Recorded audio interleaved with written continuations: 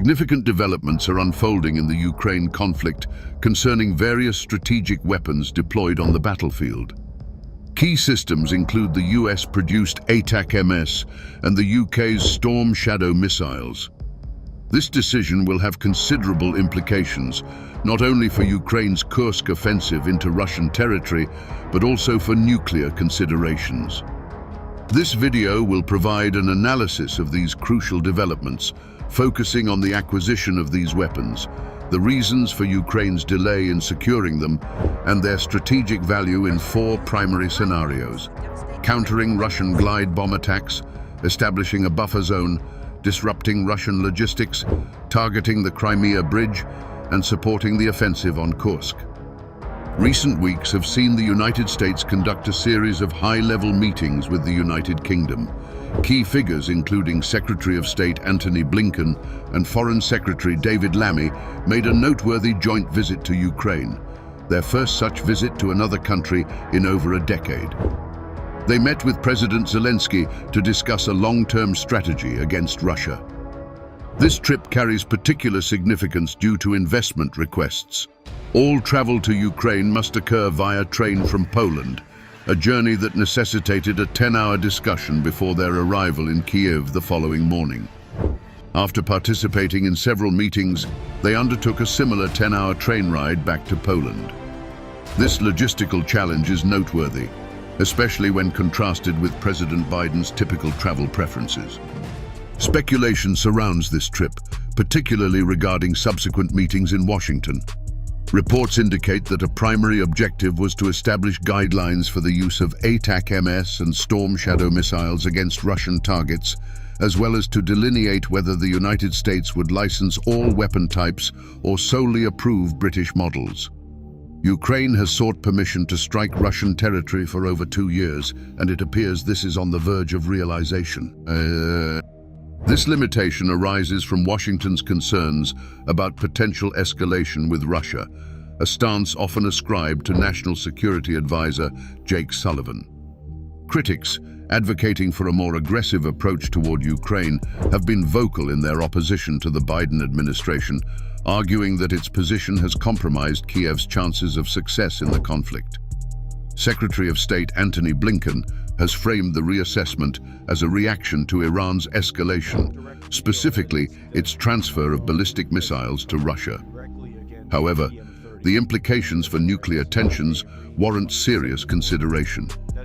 Currently, Russia is unlikely to withdraw nuclear weapons merely in response to changes in US dynamics, given the parity in nuclear arsenals. Additionally, China opposes the use of nuclear weapons and is essential for Russia to maintain its conventional capabilities in Ukraine. The concern surrounding nuclear weapons extends beyond their intentional use. The potential for catastrophic accidents remains significant. The associated risks escalate at each level, although distinguishing between them may be challenging. Meanwhile, Russia has intensified its sabotage operations in Europe this year, prompting close scrutiny from Western intelligence agencies, despite limited public awareness. These developments highlight the potential consequences of escalation, as Russia might leverage such activities in retaliation for Western actions on its territory instead of resorting to nuclear strikes. President Putin has stated that any approval for nuclear weapon use equates to a direct declaration of war against Russia. Many experts contend that escalation could manifest in scenarios such as drones operating near Western airfields, drone incidents in the Baltics, or assaults on Ukrainian vessels in NATO-adjacent waters. It is crucial to recognize that Russia aims to amplify perceived threats to deter Washington from loosening the constraints imposed on Ukraine over the past 2 years. As a general principle, it is prudent to prioritize observed actions over public statements from leaders. Though concerns regarding escalation have contributed to the United States withholding authorization from Kyiv, this factor represents only part of the rationale for refraining from deploying ATACMS. It is noteworthy that the Storm Shadow missile is of British design, with London exhibiting more robust support for Ukraine throughout the conflict. likely fueled by its geographical proximity and the associated risks of wider hostilities. The US capacity to prevent Storm Shadow's deployment on Russian territory stems from the integration of American technology in its targeting systems, granting Washington a de facto veto over international transactions, despite reports suggesting that the British government may not have sought US approval. It remains uncertain whether this decision stemmed from successive British Prime Ministers' desire to avoid escalation or an anticipation of a negative response from Washington. However, Russia's advances on the Eastern Front and the obstacles faced by the Ukrainian counter-offensive in Kursk have prompted Washington to reconsider these restrictions. Thus, it is essential to clarify the intended use of the weapons and evaluate their efficacy in supporting Ukraine in this conflict. Regarding glide bombs, a notable innovation by Russia has been the adaptation of readily available explosives into glide bombs. This approach involves equipping an explosive device with wings, deploying it from a high altitude, and allowing gravity and aerodynamic lift to guide its descent. This method is cost-effective and straightforward, inflicting substantial damage on targets, albeit with lower accuracy. The Kremlin is drawn to the plan because Ukrainian fighter jets are unable to effectively engage Russian aircraft at extended ranges across the border. As such, Russian planes have been able to conduct bombings at locations beyond the reach of Western-approved artillery. Upgrading from the 70-kilometer GMLRS to the 300-kilometer ATACMS would enhance Ukraine's strike capabilities against a broader array of airfields. While Kyiv would welcome this new capability, the relaxation of restrictions may not constitute a significant breakthrough, thereby undermining the notion that full licensing would indicate a substantial escalation. Russia likely anticipated that Ukraine would receive long-range weapons eventually and would have repositioned its aircraft accordingly. The United States may have issued a warning to prevent escalating tensions. Nonetheless, increasing the operational distance remains beneficial. Even if Russia cannot target the hangars where its aircraft are relocated, compelling Russia to deploy its fighters farther from the Ukrainian border represents a notable achievement. Although not a major victory, this situation is nearly costless for Ukraine. The presence of ATACMS or Storm Shadow, regardless of their deployment, would necessitate that Russia maintain greater distance from Ukraine's borders. This is particularly crucial in light of diminishing supplies.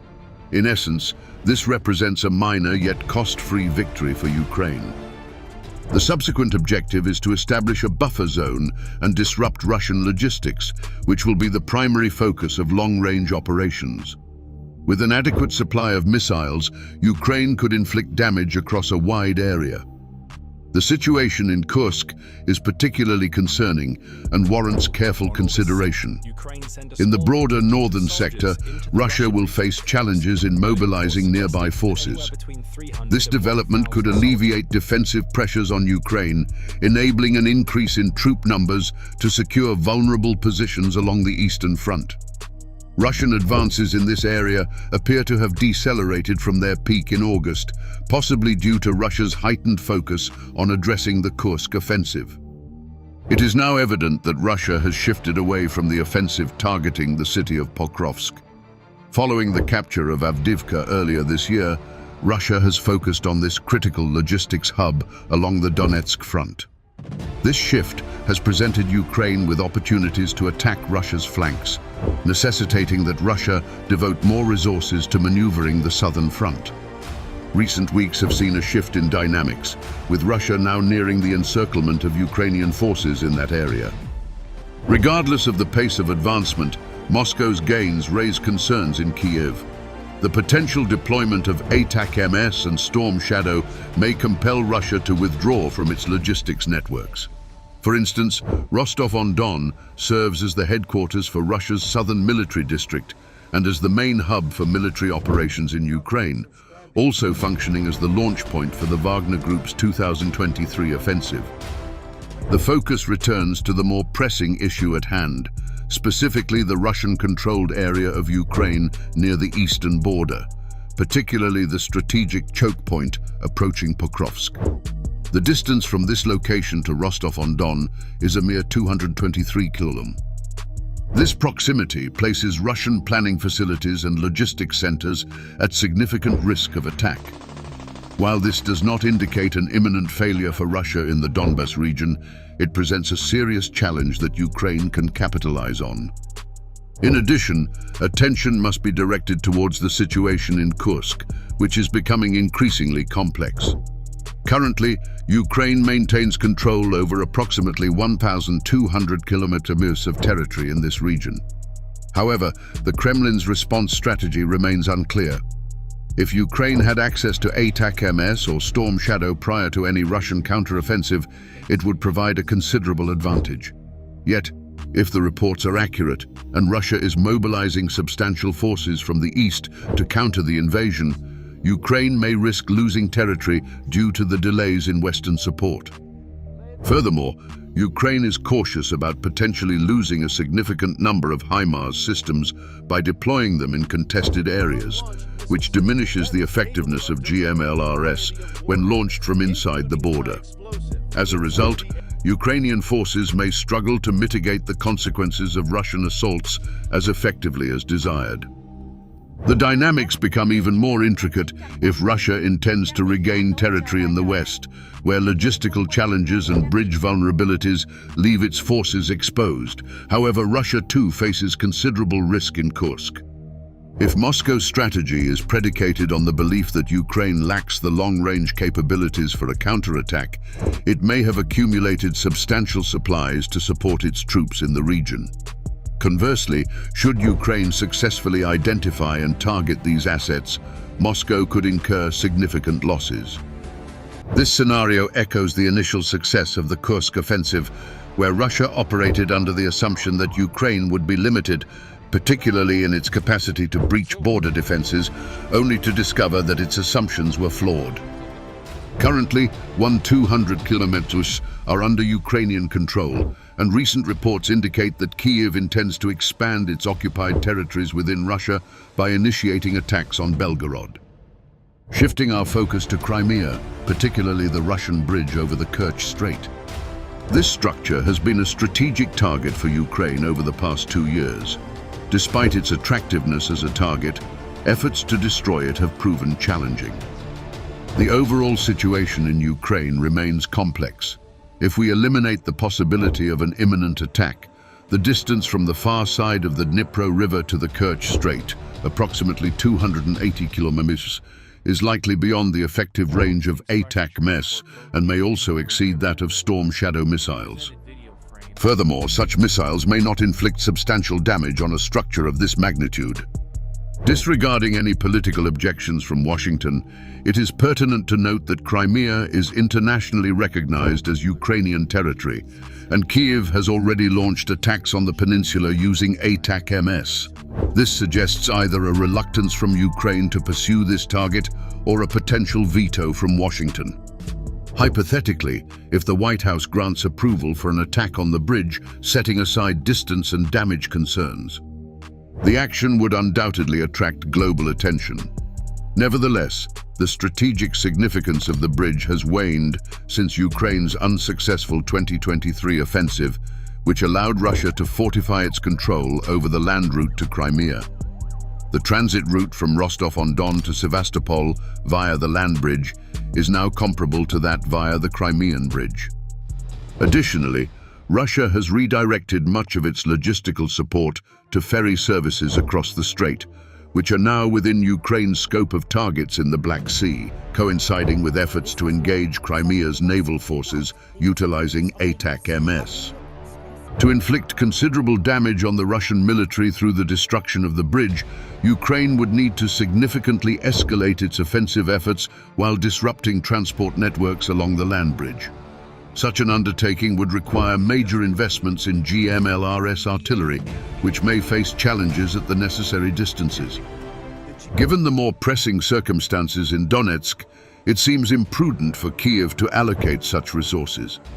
However, Historical context from prior military engagements, such as the attack on Kursk, illustrates that speculation is contextual and that unexpected strategies can yield significant advantages in warfare. What is your perspective on Ukraine's long-range weapons strategy? Will the acquisition of new weapons systems serve as a transformative factor for Ukraine, or could these developments provoke unforeseen responses from Russia? We invite your insights on these matters. Thank you for your attention, and we look forward to our next analysis.